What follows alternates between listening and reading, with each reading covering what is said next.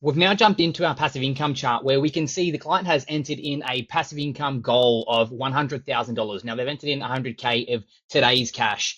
And we can see that due to the power of inflation, this $100,000 target will be moving and inflation adjusting out to 185,000 in the client's desired retirement year there of 2050. So in 25 years from today, the 100K that we were chasing becomes more like 185K, and we've applied a 2.5% inflation assumption rate there, which falls smack bang in between the RBA's target band of between 2 and 3%. So applying that middle range moving forward, we can see that the $100,000 that we're chasing in today's dollars is an ever moving target.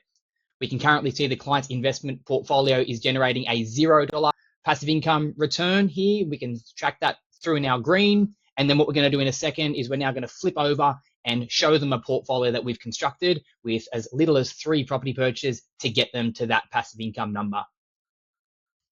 So we've now jumped into our scenario here where we've plugged in a $650,000 asset, a $700,000 asset, and then a $750,000 asset purchased every other year. So 1 year on, 1 year off, 1 year on, 1 year off, to try and acquire 3 acquisitions over the next handful of years. And we can track the client's cash flow position on an annual basis here. Starting out with a little bit of negative cash flow, the cash flow story increases as we start to build up our savings, sitting the savings in offsetting the amount of interest that we're paying against that loan. We purchase another property, the negative cash flow position worsens slightly. We save up again the following year. We purchase that last acquisition. We're bottoming out from a cash flow perspective through here.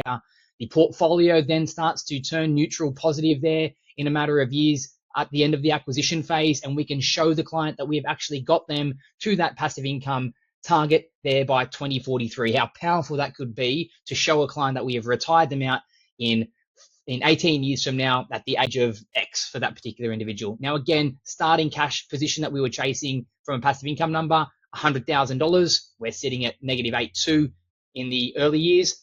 And as the power of inflation impacts our dollar, our purchasing power, we actually need more like 155,000 in 2043. And that's when we have enough cash flow coming through from the 3 investments in our portfolio to actually meet that inflation adjusted passive income number. If we push forward back out to the client's desired retirement year here of 2050, when we wanted 100, which became 185,000, we're actually producing 232, way above our goals. Again, how powerful it could be to show our client with as little as 3 acquisitions, for example, we might be able to get you to that retirement target there ahead of your retirement goals there, 7 years off your passive income journey, 7 years ahead of your desired retirement timeframe.